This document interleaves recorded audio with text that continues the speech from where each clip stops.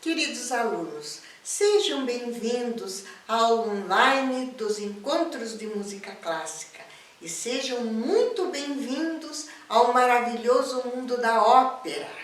Viva a música! O nosso assunto hoje é a ópera Carmen, em formato pocket, de forma reduzida, condensada, mas com a compreensão da história completa que a ópera conta e focada nas principais áreas e nas belíssimas melodias de Carmen. Carmen foi uma grande novidade na época da sua estreia em 1875. Ela veio recheada de danças espanholas, como o fandango, o flamenco, as seguidilhas, e tudo isso misturado com um estilo musical francês extremamente sofisticado em termos de melodias e orquestração. Essa mistura dá o sentido que o compositor quis de sensualidade e exotismo nessa sua ópera. O compositor é o francês Georges Bizet, uma criança prodígio que nasceu num lar musical. O pai era professor de canto, a mãe era pianista, e ele, bem abaixo da idade exigida, a idade mínima para entrar no Conservatório de Paris, ele entrou ainda menino e foi um brilhante aluno, um excelente pianista formado em composição e piano.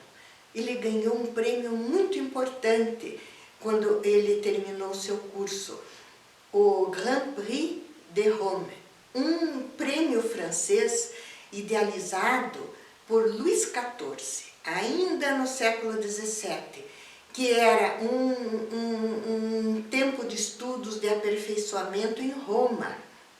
E esse prêmio vigorou até os anos 60 do século passado.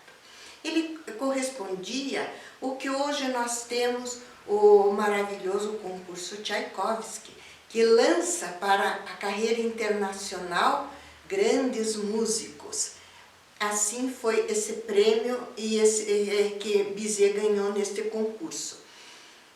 Logo cedo que ele voltou de Roma, já retomou sua vida de composição e veio a brilhante ideia de compor esta ópera.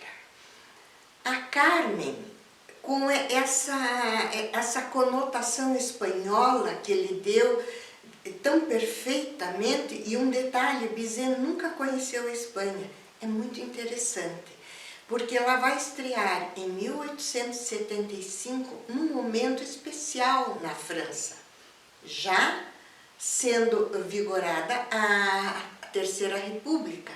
Já havia acabado o governo do imperador Napoleão III, que foi muito importante para os franceses e principalmente para Paris.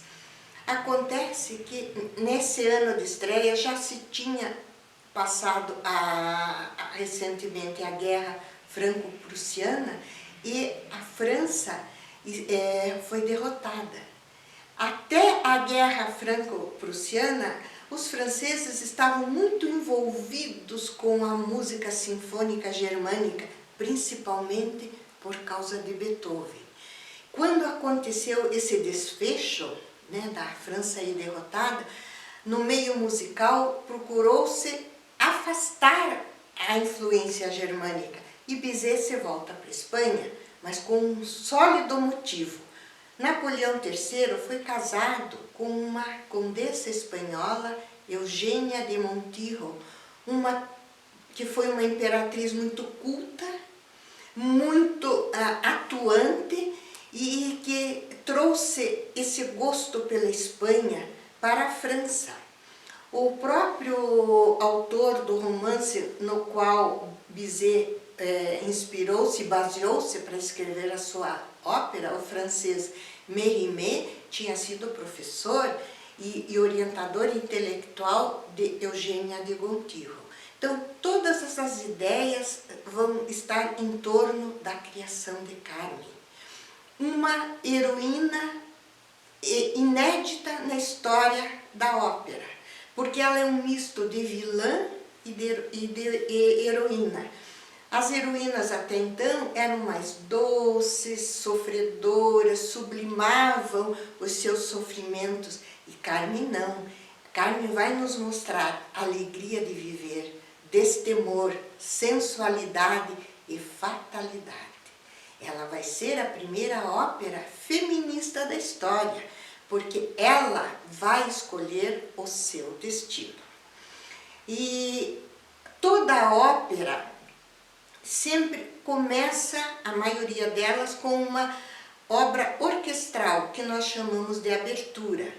Mas podemos chamá-la também de prelúdio.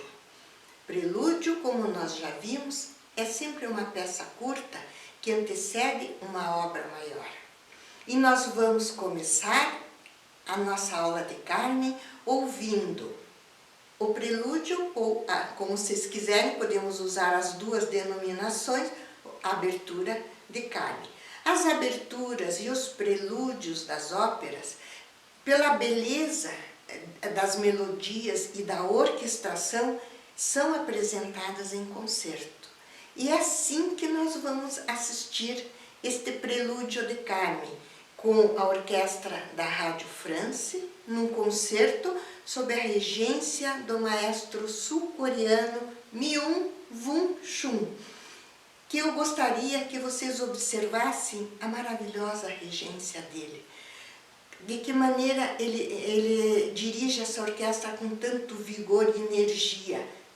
Vai reger sem a batuta, mas observem a mão direita dele, que está comandando o ritmo e o andamento, e com a mão esquerda ele dirige a expressividade, comanda as dinâmicas, os crescendos, os diminuendos sonoros.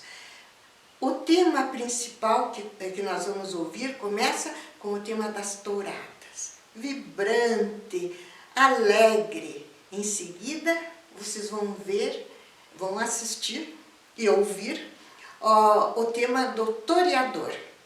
E depois volta o tema musical das touradas, que é a forma como se encerra essa belíssima abertura ou prelúdio.